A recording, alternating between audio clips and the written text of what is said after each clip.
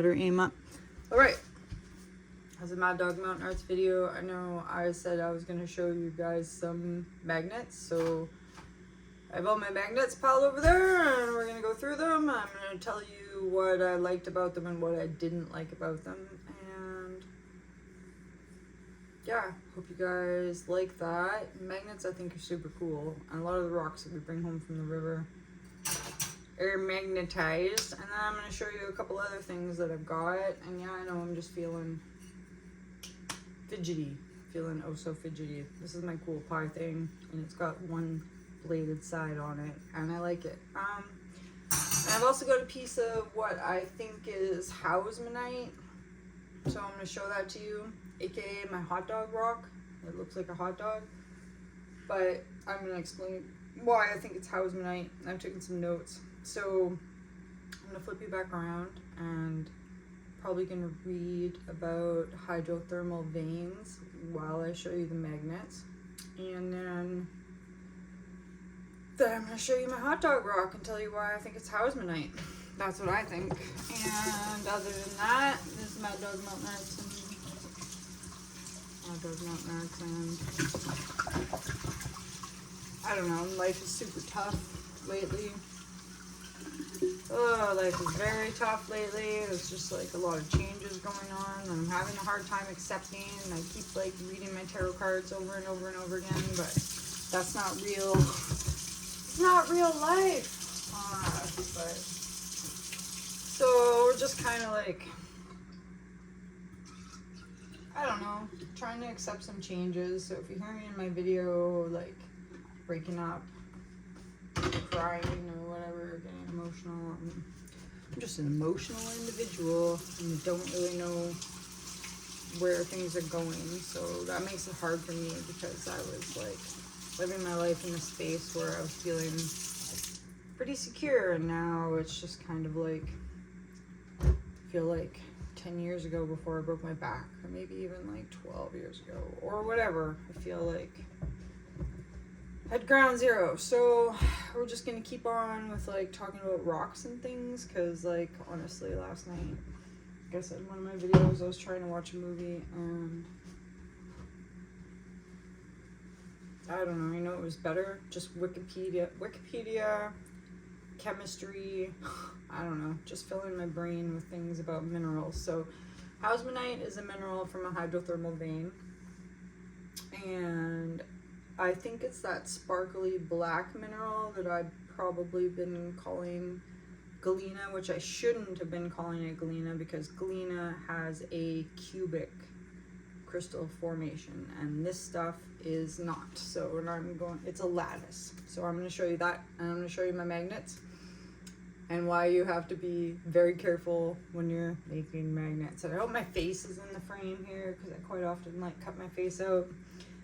And then I've just got a couple of these that we brought home from the river the other day, but they're still, this one's still really dirty. I just really wanted to put it on the saw. But they look like they've got some 2D crystal patterns on them. So we'll use them in a minute to show what I mean about that. So I'm going to kind of zoom in over my sink here. Again, the sink is my best light that I've got, and I've got my magnets just shoved right here, so don't mind. You can kind of see my dishes or whatever. You can kind of see my dishes. So with the magnets, okay, like, I don't know if you can totally see, but I don't like the wishy-washiness. Like, this side is not too bad, but I don't want to sell anything with bubbles in it, or like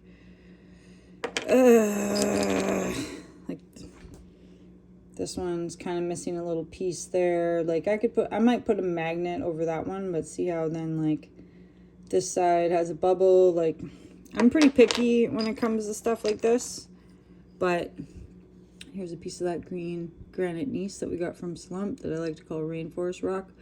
But while I am picky, I am also kind of sloppy when it comes to smaller projects. So I may have actually, in effect, like ruined some of these just because I couldn't slow down. And this is like a carnelian quartz. Again, I think with that the manganese oxide and some sulfur in there and some quartz.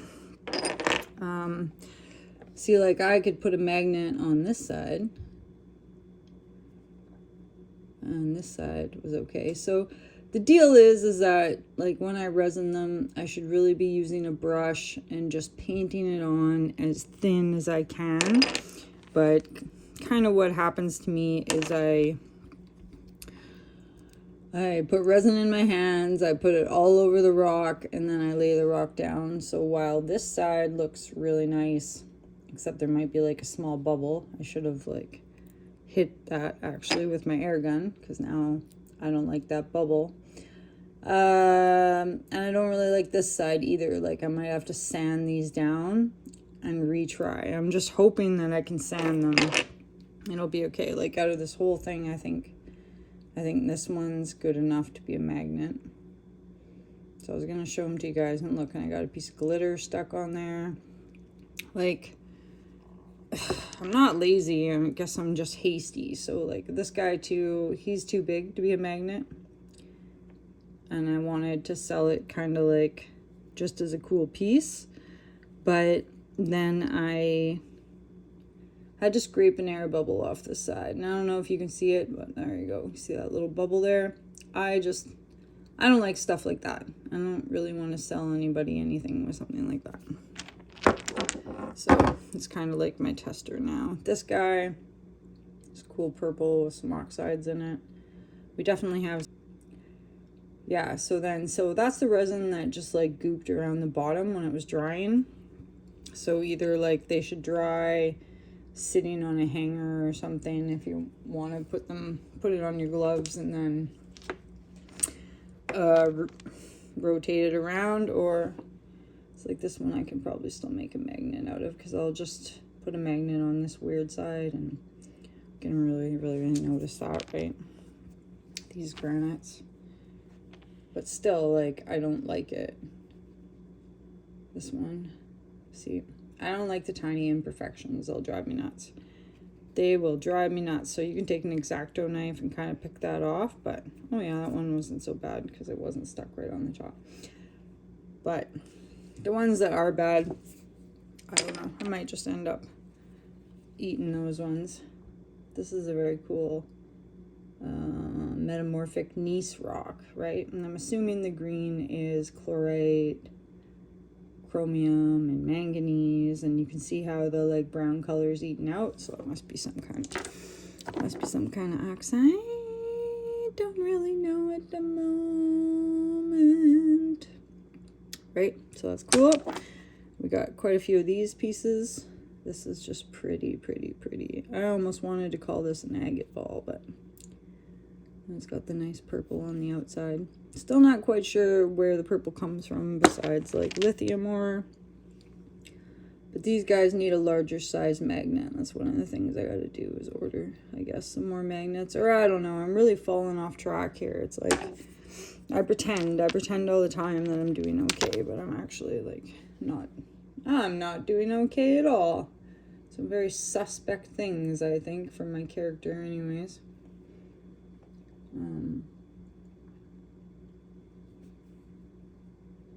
This is a 4/4. I just wish my life had never changed, right? Is that selfish? A selfish thing for me to think? I don't know. I don't know. Now that it has. So this one I should have cut more with the saw.